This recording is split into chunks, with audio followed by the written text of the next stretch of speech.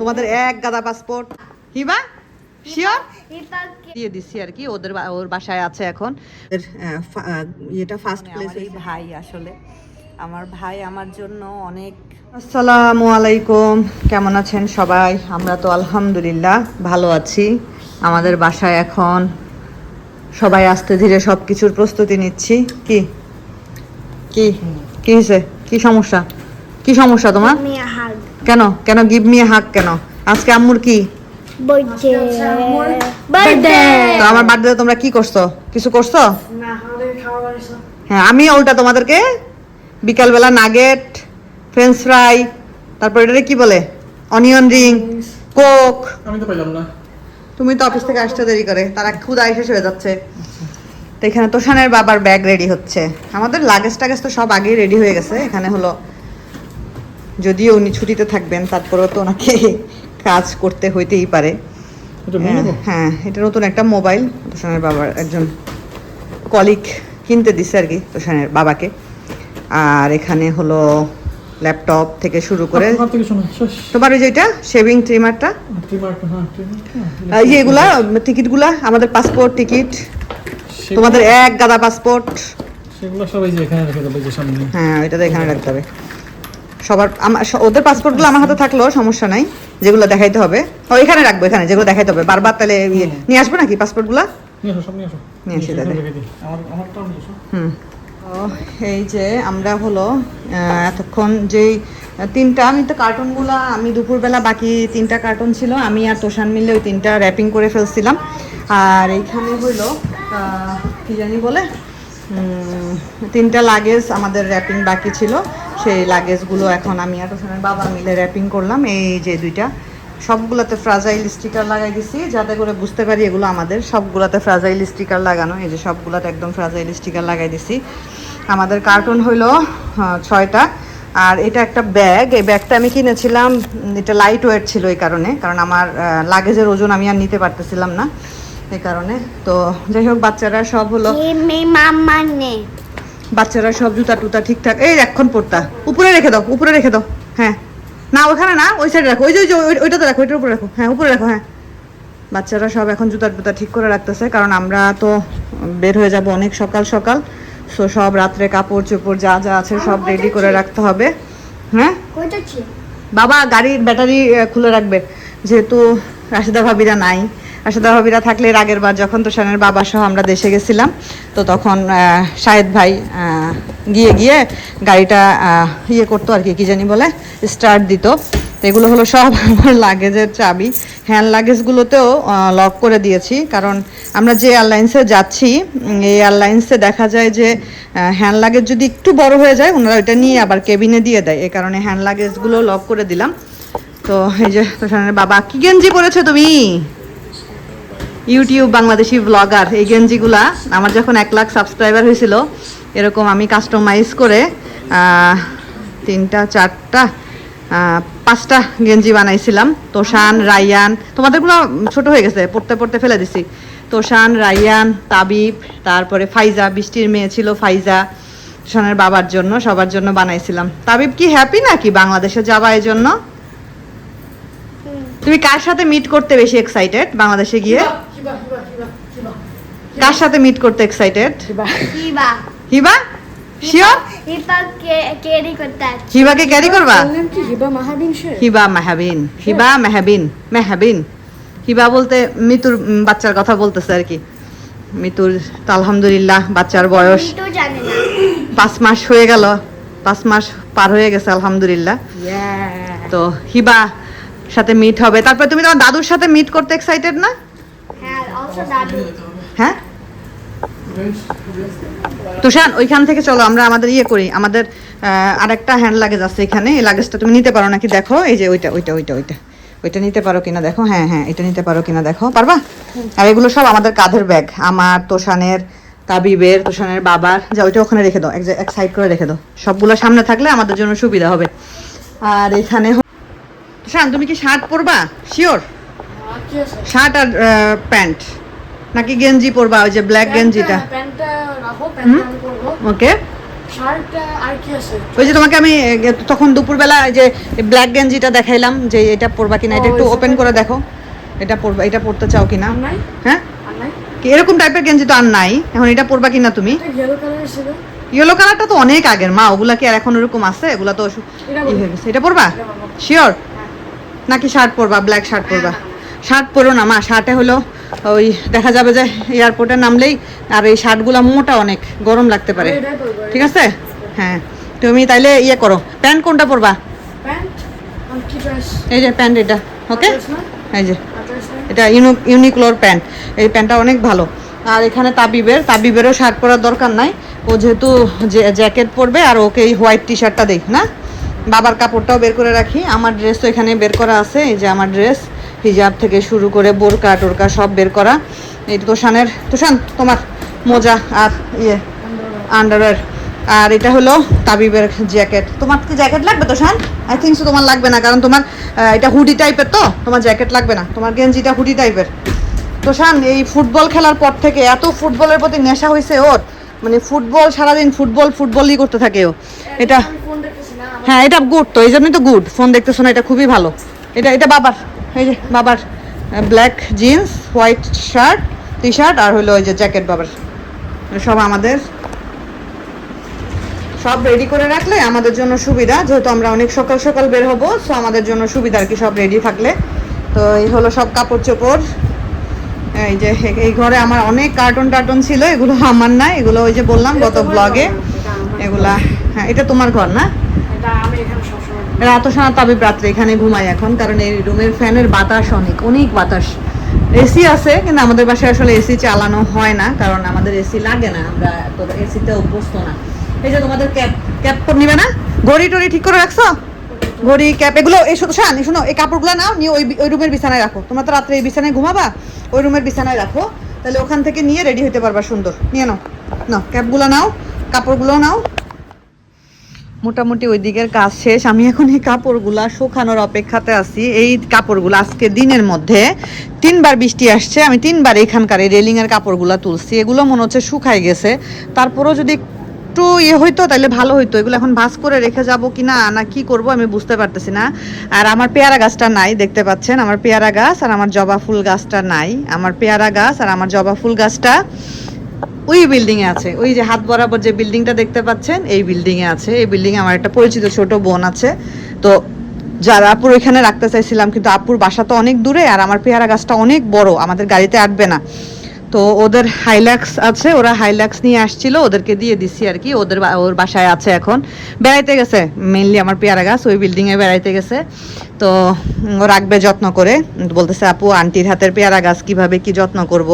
আমি বললাম তোমার কাছে দিয়ে গেছি, তুমি তোমার মতো করে রাখবা, এখন তোমার গাছ এগুলো। আর আজকে আমি সব ক্লিন করতেছিলাম, আর এগুলো পাতাবাহার গাছ, এটা পাতাবাহার, এটা মাদার অফ থাউজেন্ড এরকম কিছু একটা। আর এখান থেকে যেহেতু বৃষ্টির ছাট আসে, এগুলো তো ওই বৃষ্টির ছাটের পানিতে এগুলো ভালো থাকবে, এগুলোতে 1 মাস পানি না দিলেও ওগুলো ভালো থাকে। এটা তো ইয়ে গাছ কি জানি বলে, অ্যালোভেরা, এটা হইলে স্নেক প্ল্যান্ট এরকম কিছু। তারপরে এখানে একটা আছে, এটাও খুব একটা পানি টানি দিতে হয় না।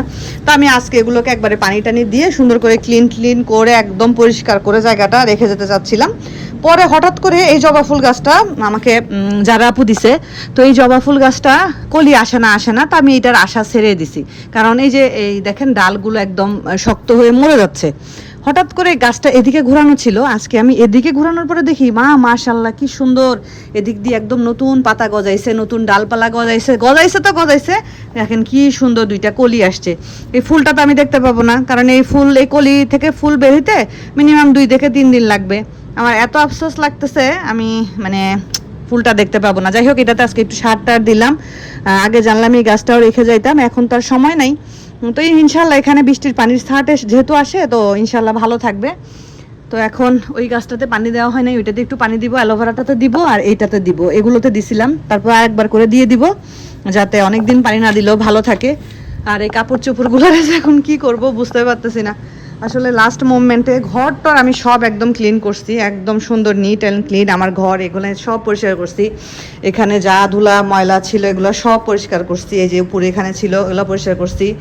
আপনাদেরকে একটা জিনিস দেখানো হয়নি, এটা রিসেন্ট আমার তোষান ওদের স্কুলের সায়েন্স এক্সপোতে ওদের এটা ফার্স্ট প্লেস হয়েছে আর কি, ওদের গ্রুপটা ফার্স্ট প্লেস হয়েছে সায়েন্স এক্সপোতে 2-3 দিন আগে এই মেডেলটা দিছে স্কুল থেকে, তো এটা আপনাদেরকে দেখানো হয়নি। এখানে এইগুলো সব আমার তোষানের মেডেল, এইটাও তোষানের, এগুলো এই দুইটা তাবিবের স্পোর্টসের, আর এগুলো সব তোষানের স্পোর্টস প্লাস ও হলো এটা সেকেন্ড প্লেস হয়েছিল ইয়েতে কি জানি বলে রুবিস কিউব মিলানোতে। তো এটা নতুন অ্যাড হলো আর কি, ভাল লাগে, মা বাবা হিসাবে প্রাউড ফিল হয় বাচ্চাদের অ্যাচিভমেন্ট দেখলে, আলহামদুলিল্লাহ। তো এখন এই যে এগুলো সব চাইছিলাম যাওয়ার আগে একটা ভ্যাকিউম দিয়ে যাইতে, দেখি যদি রাত্রে সব কিছু ঠিকঠাক করে গোছ গাছ করে সময় পাই তাহলে একটা ভ্যাকিউম দিয়ে নিব আর কি। এখন বাকি গাছগুলোতে একটু পানি দিয়ে কাপড়গুলোকে কি করা যায় বুঝতেছি না।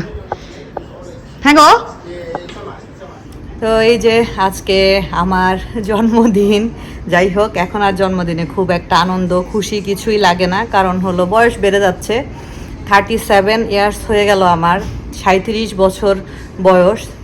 আমি 1800 বলতেছি, নিজেকে মানে এলিয়েন বানাই দিচ্ছি। 1989-তে আমার জন্ম, 1989 জুলাইয়ের 23 তারিখে আমার জন্ম, যদিও সার্টিফিকেটে পরে দেওয়া, বাট এটা আমার অরিজিনাল বয়স, 37 ইয়ার্স ওল্ড লেডি। আসলে এখনও মনের ভিতর থেকে মনে হয় যে না এখনও এত বয়স হয়নি, এটাই মনের ভিতর থেকে মনে হয়, বাট 37 বছর জীবনে চলে গেছে। যিনি আমাকে দুনিয়ার আলো দেখিয়েছেন সেই আমার সৃষ্টিকর্তা, আমার সব কিছু, আমার পালনকর্তা, তার দরবারে শুকরিয়া আদায় করছি। জীবনে 37টা বছর তিনি আমাকে সুস্থতার সাথে আলহামদুলিল্লাহ দান করেছেন, জীবনে অনেক কিছু তিনি আমাকে দিয়েছেন আলহামদুলিল্লাহ। আমি নিঃশ্বাস নিচ্ছি, বেঁচে আছি, সব কিছুর জন্য শুকরিয়া। তারপরে যিনি আমাকে গর্ভে ধারণ করেছেন, আমার সেই গর্ভধারিণী মাকে ছাড়া আমার জীবনের দ্বিতীয় জন্মদিন, মানে যাকে দেখে মানে যার গর্ভে আল্লাহ আমাকে দিয়েছেন, যার মাধ্যমে আমি দুনিয়াতে এসেছি, সেই মাকে ছাড়া আমার এটা দ্বিতীয় জন্মদিন। যাই হোক, আজকে আমরা কিছুই করিনি, কোনো কিছুই আমাদের করা হয়নি, যেহেতু আমাদের আর কিছুক্ষণের মধ্যে ইনশাআল্লাহ ফ্লাইট। সো আসলে আজকে কোনো প্ল্যান ওইভাবে ছিল না, রাত্রে বাইরে খাওয়ার একটা প্ল্যান করেছিলাম, পরে আবার চিন্তা করলাম যে না, ফ্লাইটের আগে বাহিরের খাবার দাবার খাবো না। কিছু বলবা? আমার নিউ ট্যাবলেট সবাই দেখছে তোমার নিউ ট্যাবলেট, কেবে দেখাইলাম না ওই দিনকে? কখন দেখাইছি মা।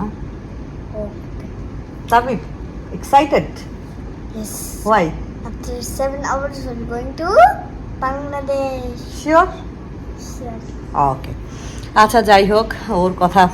তো ঠিক আছে, ইনশাআল্লাহ আপনারা হয়তো আমার নেক্সট ব্লগটা এয়ারপোর্টে দেখতে পাবেন বা বাংলাদেশে দেখতে পাবেন, বলতে পারছি না কোথায় দেখতে পাবেন। তো আসলে দেশে যাওয়ার যে একটা অনুভূতি, যে একটা আকর্ষণ, যে একটা আনন্দ, ওই আনন্দটা আমি বলবো না যে আমার মধ্যে খুব একদম আছে। যদি মা থাকতো, বাবা থাকতো, তাহলে আমার আনন্দ কে দেখে, তাই না? মাও নাই, বাবাও নাই, ভাই আছে, ভাবি আছে, ভাইয়ের ফ্যামিলি আছে, শ্বশুর শাশুড়ি আছে, তো সবার সাথে আরও কিছু খুব কাছের মানুষ আছে যারা হয়তো বা রক্তের মানুষ না, যাদের সাথে হয়তো বা ব্লাড কানেকশন নেই বা কোনো পারিবারিক রিলেশন নেই, কিন্তু তার বাইরেও কিছু মানুষ আমার লাইফে আছে, আলহামদুলিল্লাহ, এটা ব্লেসিং। যেমন এখান থেকে যাচ্ছি, যারা আপুকে অনেক মিস করব, যারা আপু আমার সাথে দেখা করতে এসে বলতেছিল নিশি আমি তো এতিম হয়ে যাব তুমি চলে গেলে। তো আপুর সাথে একটু আগেও কথা হচ্ছিল যে গাছে জবা ফুল দেখছেন, এটা আপুর দেওয়া গাছ, আপুকে আমি ভিডিও কলে দেখাইলাম, আপু দেখো আমি যাচ্ছি আর আমার গাছে ফুল আসতেছে। তো আপুকে মিস করব, আপুর সাথে দেখা হবে না বেশ অনেকটা সময়। আমি এবার বেশ অনেকটা সময়ের জন্যই দেশে যাচ্ছি, কারণ আমি যখন একা যাই তখন খুব অল্প সময়, হয়তো বা 7 দিন 10 দিনের মধ্যে আমার বাংলাদেশ সফর শেষ হয়ে যায়, বাট এবারের সফরটা একটু দীর্ঘ হবে ইনশাআল্লাহ। আপনারা দোয়া করবেন আমরা যেন সুস্থ সহি সালামতে বাংলাদেশে যেতে পারি, আর এয়ারপোর্টের সব কিছু যেন সুন্দর মতো হয়। অলরেডি তো ওজন আমরা বাসায় করেছি, তো জানি না বাসার ওজন আর এয়ারপোর্টের ওজন যেন ঠিকঠাক হয়, কারণ যে এয়ারলাইন্সে যাচ্ছি এটা খুবই স্ট্রিক্ট এয়ারলাইন্স, তো সেক্ষেত্রে আল্লাহ যেন সব কিছু সহজ করে দেন। আর ভাইয়া আসলে আজকে একটা এমন স্ট্যাটাস দিয়ে আমাকে জন্মদিনের উইশ করেছে, স্ট্যাটাসটা দেখে আমি খুবই ইমোশনাল হয়ে গেছি। ভাইয়া এইভাবে লিখেছে যে আমার জীবনে কাছের মানুষ খুব কম, কারণ বাবা মাকে হারাইছি, অনেক দিন হয়ে গেছে। তো কাছের মানুষ বলতে আমার বোনের আজকে জন্মদিন, আপনারা সবাই আমার বোনের জন্য দোয়া করবেন। আমারও জীবনে আমার এই ভাই, আসলে আমার ভাই আমার জন্য অনেক বড় একটা রহমত আল্লাহর পক্ষ থেকে। ওরাও অনেক এক্সাইটেড। তাবিয়া সকালে উইশ করতেছিল, তাবিয়াকে আমি বলতেছিলাম তাবিয়া আমি তো রূপপুর আসবো না। হ্যাঁ তুমি আসবা না মানে কীভাবে বলতেছে, আমি ফ্যান ট্যান পরিষ্কার করতেছি, আর তাবিয়া আমাকে বলতেছে যে ফুপ্পি কি কালকেই আসবে। তো আসলে আমি তো আগে শ্বশুর বাড়িতে আমার ঢাকায় একটু কাজ আছে, ওই কাজটা আমাকে শেষ করতে হবে, কারণ আবার ঢাকায় ব্যাক করে আসা ওইটা একটু ঝামেলা। সো কাজটা শেষ করে ইনশাল্লাহ আমরা ডিরেক্ট শ্বশুর বাড়িতে চলে যাব, আল্লাহ ভরসা। তারপরে ওইখান থেকে ইনশাল্লাহ আমাদের বাড়িতে যাওয়া হবে আর কি। যাই হোক, আপনারা আমাদের জন্য দোয়া করবেন, আমার জন্য দোয়া করবেন। জীবনে 37 ইয়ার্স, 37টা বছর পার করেছি। আল্লাহ হায়াতে আর যতদিন বাঁচায় রাখেন, সুস্থতার সাথে যেন বাঁচায় রাখেন, এটাই চাই আল্লাহর কাছে। সুস্থতা আল্লাহর অনেক বড় নেয়ামত। আর এখন একটু রেস্ট নিব, কারণ রেস্টের দরকার আছে। কাজকর্ম তেমন আর কিছু নাই, জাস্ট শুধু সিঙ্কে একটা রাইস কুকার আছে, ওইটা একটু ওয়াশ করে রাখতে হবে, বাস। আর কোনো কিছুই তেমন নাই, সব রেডি করা একদম। কাপড় চোপড়ও সব রেডি করে রেখেছি, ইনশাআল্লাহ রেডি হব, তারপরে চলে যাব। আল্লাহ হাফেজ। আমার ছোটু। তো ঠিক আছে, আজকের মতো বিদায় নিচ্ছি। ভালো থাকবেন, সুস্থ থাকবেন, আমাদের জন্য দোয়া করবেন। আল্লাহ হাফেজ।